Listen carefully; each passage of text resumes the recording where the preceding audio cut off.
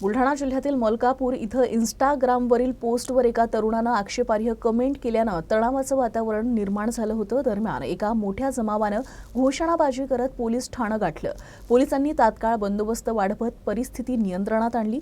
नागरिकांनी अफवांवर विश्वास ठेवू नये असं आवाहन पोलीस प्रशासनातर्फे करण्यात येत आहे। मलकापूर परिसरातील एका तरुणानं इंस्टाग्रामवरील पोस्टवर आक्षेपार्ह कमेंट केली होती। काही काळात त्याची माहिती सोशल मीडियावर पसरली आणि मलकापूर इथं तरुणांचा समूह रस्त्यावर उतरला।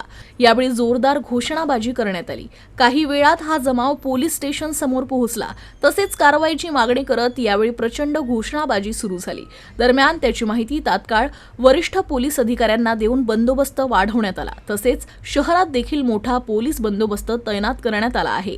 तसेच स्वतः अप्पर पोलीस अधीक्षक मलकापूर इथं दाखल झाले आणि त्यांनी परिस्थिती नियंत्रणात आणली। दरम्यान आक्षेपार्ह कमेंट्स करणाऱ्या विरोधात तात्काळ गुन्हा दाखल करण्यात आला। तर मलकापूर पोलीस ठाणे परिसरात अवैधरित्या घुसून घोषणाबाजी आणि शहरात दहशत निर्माण करणाऱ्या 300 ते 350 जणांवर पोलिसांनी गुन्हा दाखल केला आहे। दरम्यान मलकापूर शहरात तणावपूर्ण शांतता असून पोलिसांचा मोठा बंदोबस्त तैनात करण्यात आला आहे।